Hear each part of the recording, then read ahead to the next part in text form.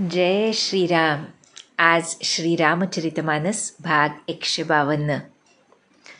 रामे चित्तलयः सदा भवतु मे, भो राम मामुद्धर. चित्तलय होण्यासाठी ज्या असंगाची गोष्ट आपण काल केली, तो असंग म्हणजे सर्व संत सांगतात की जगताकडे पाठ फिरवून ईश्वर सन्मुख होणं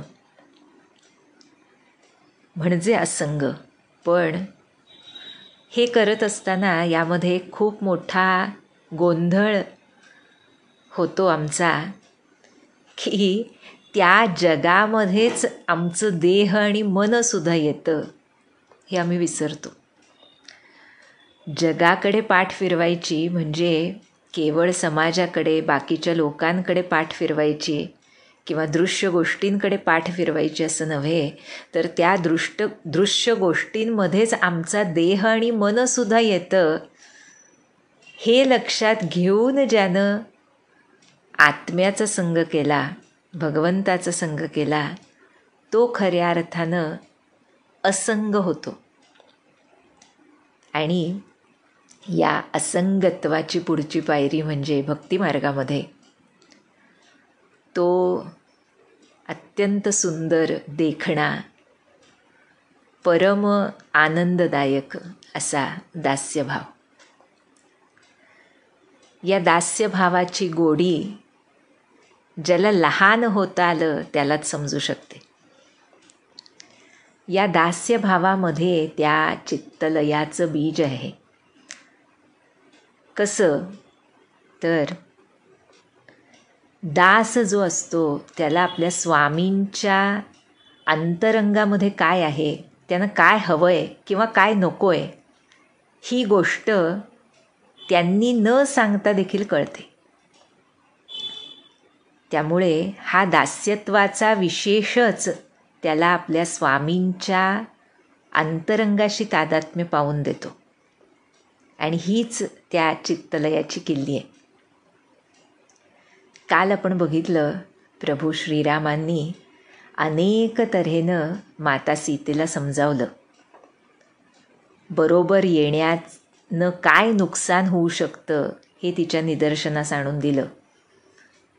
आणि हे सर्व ऐकल्यावर आमची माय सीता काय म्हणाली याचं वर्णन आज तुलसीदास करणार आहेत, ते आपण बघूया.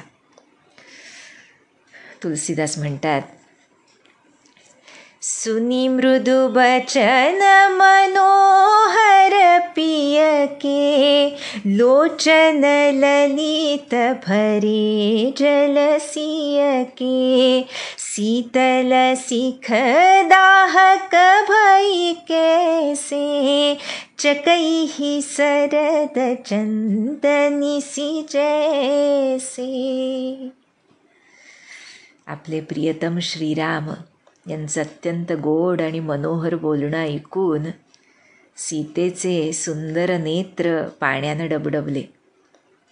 तुलसीदास म्हणतात, चक्रवाक पक्षिणीला शरद ऋतूमधलं चांदणं होरपळून काढावं तसं हे श्रीरामांचं शांत बोलणंसुद्धा सीतेला जाळू लागलं बरं का. त्यामुळे उतरून आव बिकल देही, तजन चहत सुचि स्वामी स्नेही, बरबस रोकी बिलोचन बारी, धरि धीरज उर अवनी कुमारी. लागी सासु पग कह कर्य जोरी, क्षम भी देवी बड़ी अभिनय मोरी, दीन्ही प्राणपति मोहि सिख सोई, जेहि विधि पर परम हित होई. त्यांच्या त्या सर्व गोष्टींना काय उत्तर द्यावं आमच्या जानकी मातेला काही समजेना. ती व्याकुळ झाली. कशामुळे? तर अत्यंत पवित्र आणि माझे प्रेमळ असे स्वामी मला सोडून जाण्याची इच्छा करतायत ना, असं वाटून ती व्याकुळ झाली. ती अवनी कुमारी, पृथ्वीची लेक सीता. डोळ्यातलं पाणी अत्यंत कष्टानं तिनं आवरलं, मन घट्ट केलं, आपल्या सासूच्या कौसल्या मातेच्या पाया पडली आणि हात जोडून म्हणाली, सासूबाई, मला या अभिनय म्हणजे धारिष्ट्य माझं जे आहे त्याबद्दल क्षमा करा. माझं ज्यामध्ये हित आहे त्याच गोष्टी माझ्या पतींनी मला सांगितल्या आहेत. पण म्हणते, मैं पुनि समूझी दीखी मन माही, पिय वियोग सम दुःख जग नाही. मी ते सर्व ऐकलं, पण सासूबाई मी मनात विचार करून बघितला की पतीच्या विरहासारखं दुःख या जगात कोणतंही नाही. असं म्हणून आता सीता रामचंद्रांकडे वळली आणि त्यांना म्हणते, प्राणनाथ करुणायतन सुंदर सुखद सुजाना, तुम बिनु रघुकुल कुमुद बिधु सुरपुर नरक समाना. हे प्राणनाथ, हे दयेचे सागर, सुंदर सुखदायक, सज्जनांचे शिरोमणी, हे रघुकुलातल्या कुमुदांना प्रफुल्लित करणारे चंद्रमा, तुमच्याशिवाय मला स्वर्गसुद्धा नरकासमान आहे.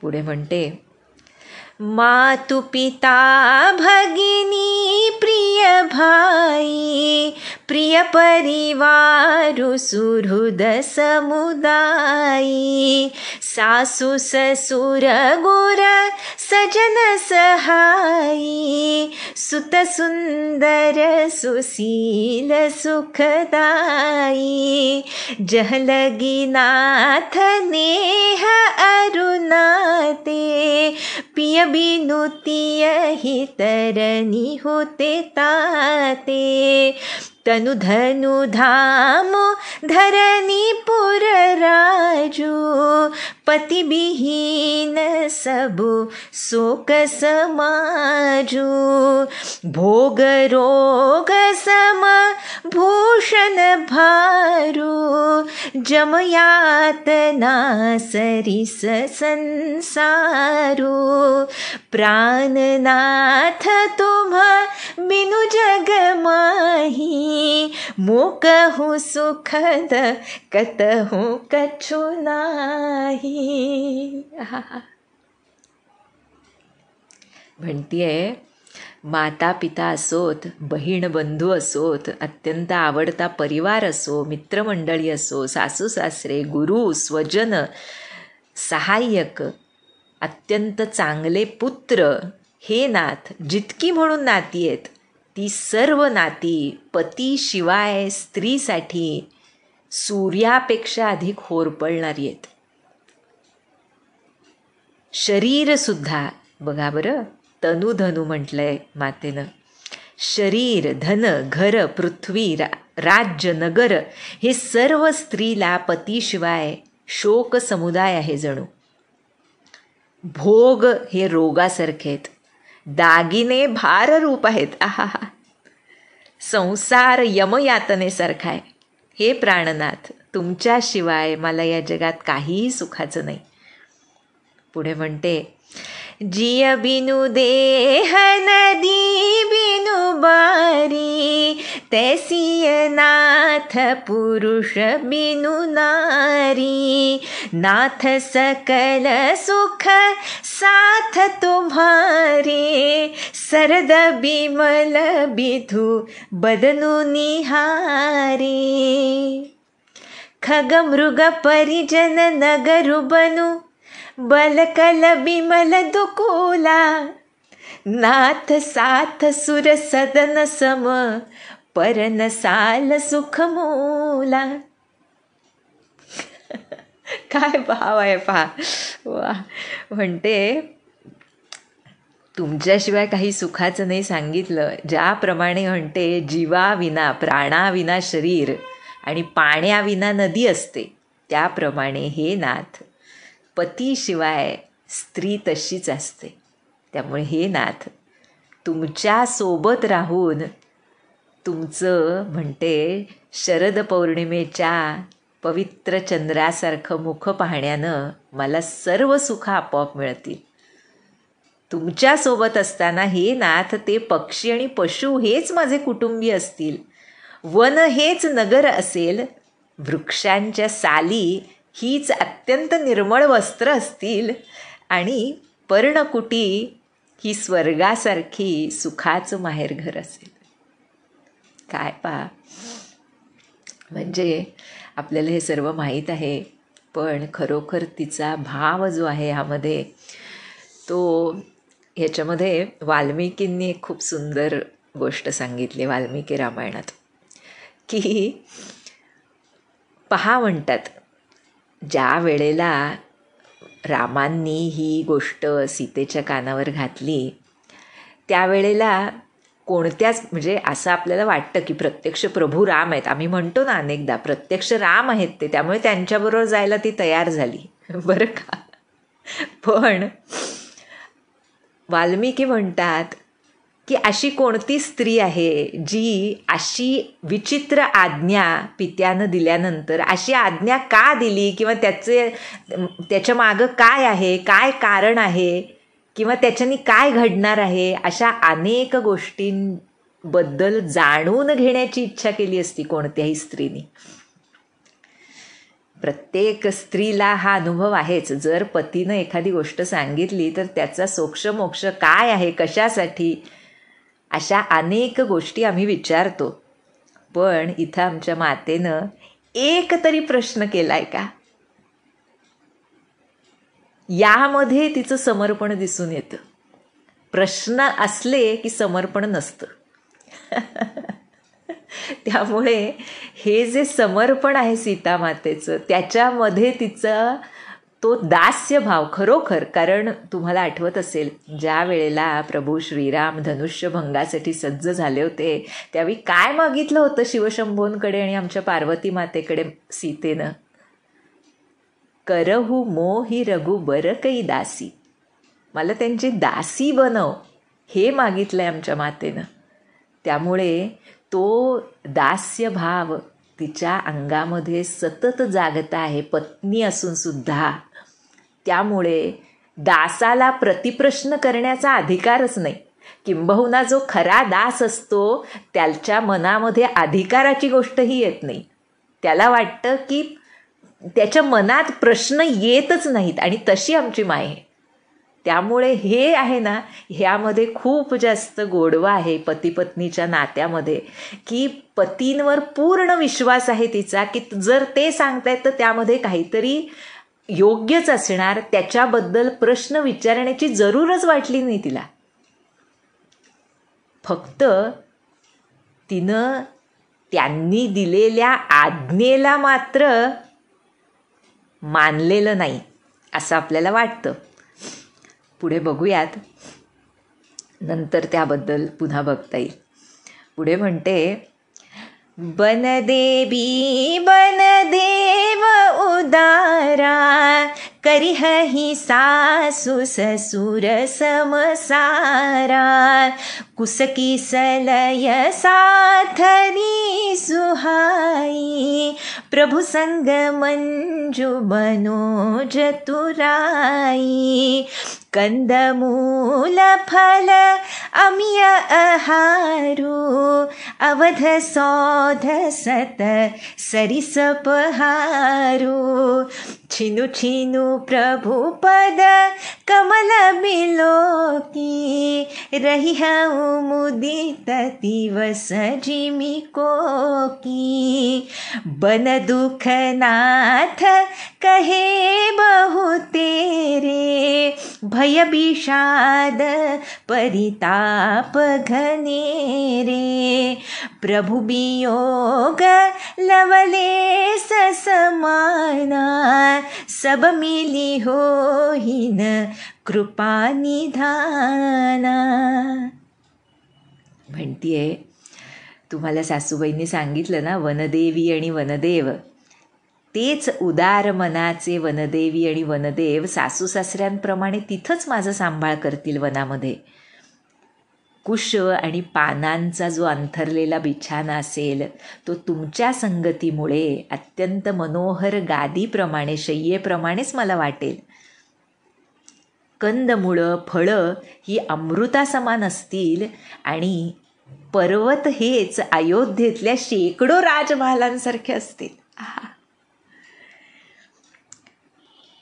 पुढे म्हणते,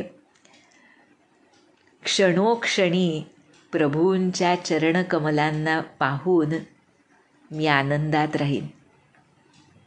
पुढे म्हणते, हे नाथ, वनातली बरीचशी दुःख, भय, विषाद तुम्ही सांगितलेत, पण हे कृपानधान, हे सर्व जरी एकत्र केले तरी तुमच्या वियोगाच्या दुःखापुढे ह्यांचा काहीच पार नाही.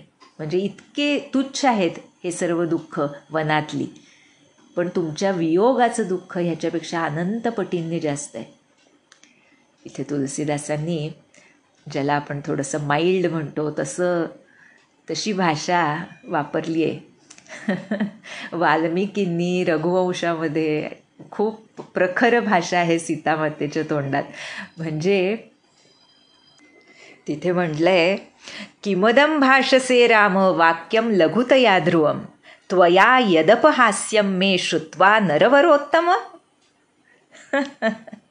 हे पुरुषश्रेष्ठ रामा, म्हणते, मला इतके क्षुल्लक समजलात का तुम्ही? काय बोलताय? हे तुमचं बोलणं ऐकून मला तर हसूच येते.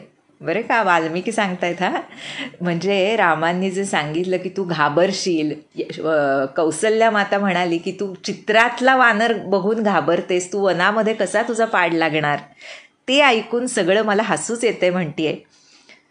पुढे म्हणाली, त्या वाल्मिकी सांगतात की मोठे मोठे राजे, वीर यांना शोभेल असं तुम्ही बोलत नाहीये, तुमचं बोलणं ऐकण्यायोग्य सुद्धा नाही, असं म्हणाली तिथे. वीराणाम राजपुत्राणाम शस्त्रास्त्र विदुषाम नृप, अनर्हम यशस्यम च न श्रोत्रव्यम त्वयेरितम. की तुम्ही जे बोलताय ते योग्य नाही, अशा रीतीनं वाल्मिकींनी जरा जास्त आणि त्यांनी ते सुरुवात पण तशीच केली की ती काय, की प्रेमानं क्रुद्ध होऊन, असं म्हटलंय, प्रणयादेव संक्रुद्धा भर्तारम इदम अब्रवीत, अशी सुरुवात केली की अत्यंत प्रेमानं विवश होऊन क्रुद्ध झाली आहे सीतामाता आणि त्या आवेशामध्ये बोलते, असं वर्णन वाल्मिकींनी केलं. तेच तुलसीदास सांगतायत की त्यामागं प्रेमाची खोली जी आहे ती ज्यानं जाणली त्याला खऱ्या अर्थानं सीतामातेचा निर्णय, त्याच्यामागचं कारण काय आहे हे त्यानंतर कळेल. फार सुंदर आहे वाल्मिकी रामायणातलं वर्णनसुद्धा. यदि त्वं प्रस्थितो दुर्ग वनमध्यैव राघव, अग्रतस्ते गमिष्यामी मृंदंती कुशकंटकान. की तुम्ही आजच जर मला सोडून वनात जाणार असाल तर ते शक्य नाही म्हणते. दर्भ आणि काटे तुडवत मी तुमच्या पुढे जाईन. प्रासादाग्रे विमानैर्वा वैहाय सगतेन वा, सर्वावस्थागता भर्तुः पादच्छाया विशिष्यते. केवढी मोठी शिकवण दिली आहे पाहिजे की कोणत्याही चांगल्या वाईट प्रसंगामध्ये राजप्रासादात राहण्यापेक्षा किंवा विमानात बसून फिरण्यापेक्षा, सिद्धींनी आकाशगमन करण्यापेक्षा पतिचरणाच्या छायेत असणं अधिक श्रेयस्कर आहे. हे मला माहीत नाही असं समजलात का, असं विचारते सीतामाता रामांना. आणि तेच इथे म्हणतीये, तुलसीदास म्हणतात, असजिय जानी सुजान शिरोमणी लेय संग संग मोही छाड़िय जनी, बिनती बहुत करो का स्वामी, करुणामय उर अंतर जामी। राखिय अवधो जो अवधि लगी, रहत न जनिय ही प्राणा, दीन बंधु सुंदर सुखद, सील स्नेह निधाना। मी जे सांगते त्याबद्दल विचार करा हे नाथ, आणि मला तुमच्या सोबत घेऊन चला, इथं सोडून जाऊ नका. हे स्वामी, मी अजून किती विनवणी करू. तुम्ही करुणामय आहात, सर्वांतर्यामी आहात, सर्वांच्या मनातलं जाणणारे आहात. हे दीनबंधू, हे सुंदर सुखदायक प्रेमाचं निधान आहात तुम्ही. तुम्हाला हे समजून जा की 14 वर्षांचा अवधी पूर्ण होईपर्यंत जर मी इथे राहिले तर मी जिवंत राहणार नाही. पुढे जे वाल्मिकीने सांगितलं तेच इथे तुलसीदासही सांगतात. मोही मग चलतन होई हारी, छिनु छिनु चरण सरोज निहारी, सबही भांति पिय सेवा करी हूँ, मार्ग जनित सकल श्रम हरि हूँ, पाय पखारी बैठी तरु छाही, करी हूँ बाऊ मुदित मन माही, श्रमकन सहित श्याम तनु देखे, कह दुख समऊ प्राणपति पेखे, सममहि तृण तरु पल्लवडासी, पाय पलोटी सबनी सीदासी, बार बार मृदु मूर्ति जोही, लागे ही तात बयारी न मोही, को प्रभु संग मोही चितवनि हारा, सिंह बधुहि जिमि ससक सियारा, मैं सुकुमारी नाथ बन जोगु, तुम ही उचित तप मो कहूँ भोगु, ऐसे बचन कठोर सुनी, जौन हृदय बिलगाना, तौ प्रभु विषम वियोग दुख, सही हहि पावर प्राणा, अस कही सिय बिकल भई भारी, बचन वियोगुन सकी संभारी, देखी दसार रघुपति जिय जाना, हठी राखे नहीं राखी प्राणा. म्हणते आमची माता की क्षणोक्षणी तुमचे चरणकमल दिसतील मला, त्यामुळे वाटेत चालताना थकवा जाणवणारच नाही. हे प्रियतम, सर्व प्रकारे मी तुमची सेवा करीन आणि चालताना येणारा थकवासुद्धा तुमचा मी दूर करीन. तुमचे पाय धुईन, झाडांच्या सावलीत बसून अत्यंत प्रसन्नतेनं तुम्हाला वारा घालीन. तुमचं श्यामल शरीर स्वेदबिंदू झळकणारं अशा त्या प्राणप्रिय पतीचं दर्शन घेताना मला दुःखासाठी जागा तरी कुठं राहील.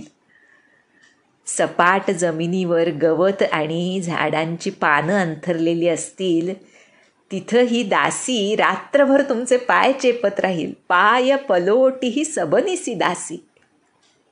आणि तुमची कोमल मूर्ती सतत मला दिसत राहील. मला उकाडा कसा जाणवेल. आणि तुम्ही सोबत असताना माझ्याकडे डोळे वर करून पाहणार तरी कोण. ससे कोल्हे सिंहिणीकडे कधी बघू शकतात का. आहा हा, क्या बात. सहज आठवलं ते एक कोट आहे असा तो की it doesn't matter who is there in front of you when you know who is there behind you.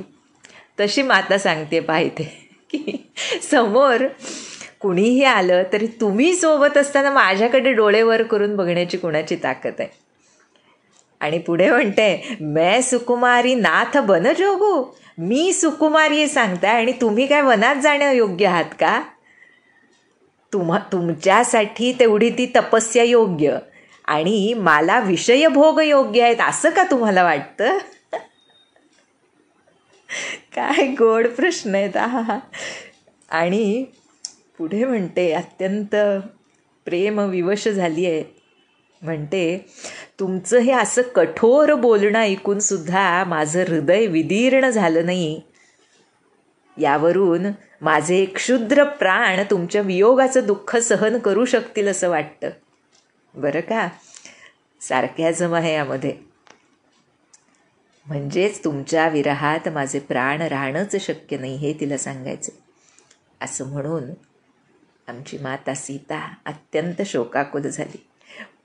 खूप गोड वर्णन करतात तुलसीदास, वचन वियोगून सखी संभारी. म्हणजे हे जे बोलण्यात वियोग सारखा येतोय ना, तो बोलण्यातला वियोग सुद्धा आमच्या मातेला सहन होईना. आणि ही तिची अवस्था बघून रघुनाथांनी मनात जाणलं की आता हिला आग्रहानं इथं ठेवलं तर मात्र हिचे प्राण वाचणार नाहीत.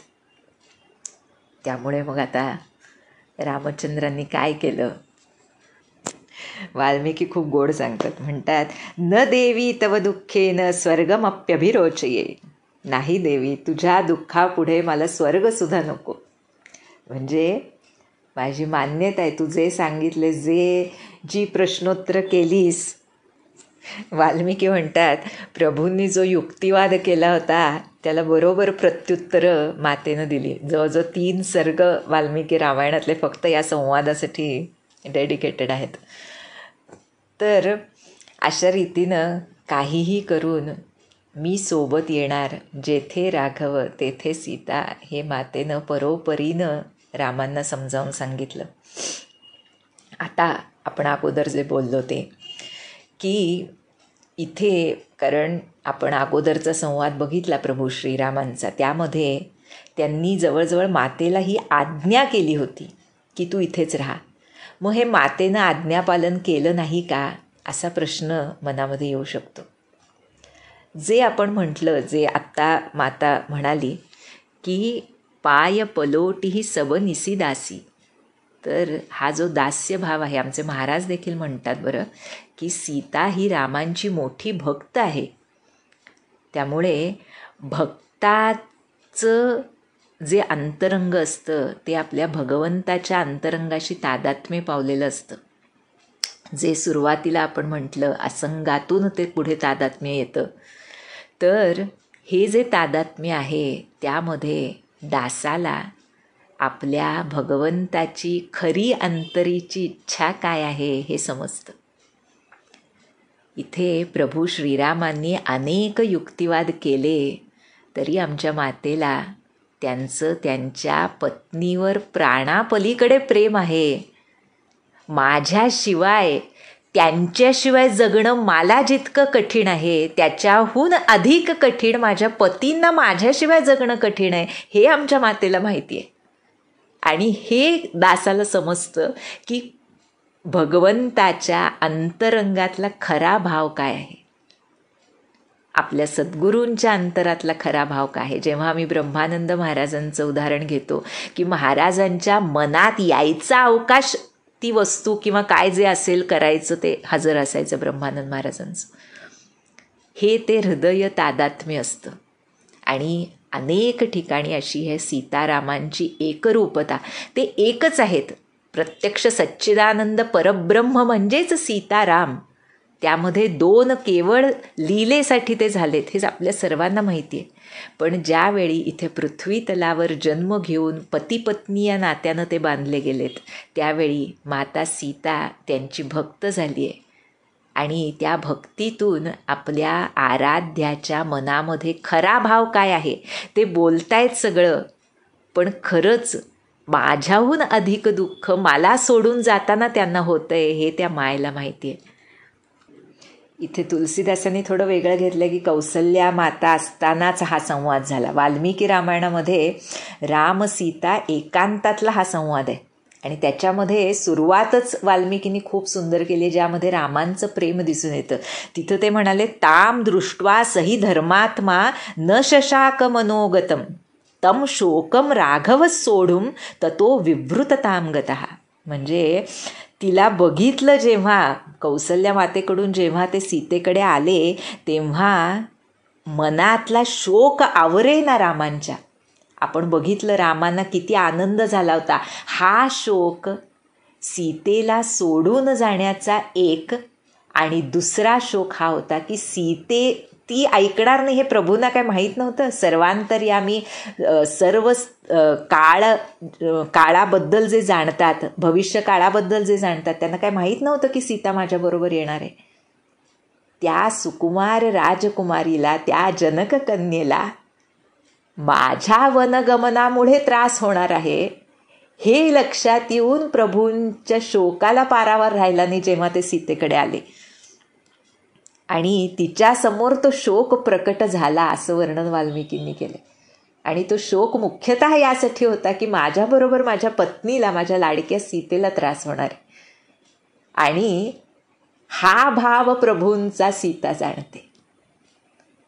त्यांनी बोलून दाखवलं नाही तरीसुद्धा माझ्याशिवाय त्यांचं आयुष्य किती कष्टमय असेल ह्याची कल्पना सीतेला आहे. त्यामुळे त्यांनी जो आदेश दिलाय तो आदेशसुद्धा न पाळता त्यांच्याबरोबर जाण्यासाठी सीता तयार झाली. म्हणून सुरुवातीला मागच्या भागामध्ये जे म्हटलं गेलं की ती परीक्षाच आहे मातेची, आणि माताच ती. त्यामुळे जसं म्हटलं तिने अगोदरच ग्रंथांतरी वेगवेगळ्या खूप सुंदर वर्णन आहे की जिनं जनकपुरीमध्ये जनक महाराजांनी जिला याज्ञवल्क्यांकडे शिक्षणासाठी पाठवलं, ज्यावेळी मुलींचं शिक्षण हे इतकं महत्त्वाचं मानलं जात होतं. पुढे अजून दशरथ महाराजांच्या प्रतिक्रियेच्या वेळेस तर खूप सुंदर वाल्मिकींनी तर अप्रतिम वर्णन करून ठेवले की काय सीता मातेची योग्यता होती.